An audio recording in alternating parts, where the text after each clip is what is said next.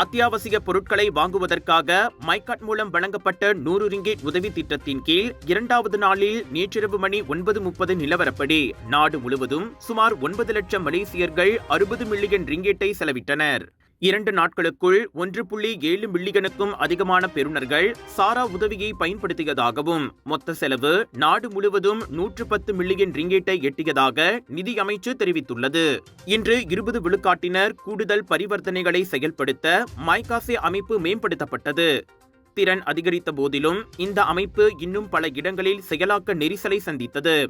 நகர்ப்புறங்களில் உள்ள முக்கிய பல்பொருள் அங்காடிகள் மதியம் 1 மணி முதல் 2:30 மணி வரை அதிகமானோர் மைகாசே கணினி முறையை பயன்படுத்தியதால் உச்ச நேர நெரிசலை கண்டனர்.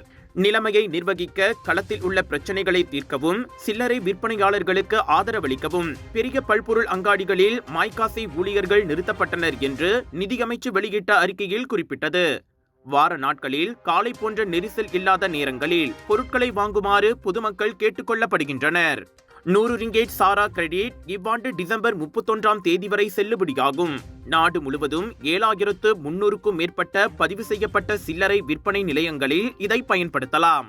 இது 18 வயது மற்றும் அதற்கு மேற்பட்ட 22 மில்லியனுக்கும் அதிகமான மலேசியர்களின் மைகாட்டில் 100 ரிங்கேட் உதவித்தொகை வரவு வைக்கப்பட்டுள்ளது.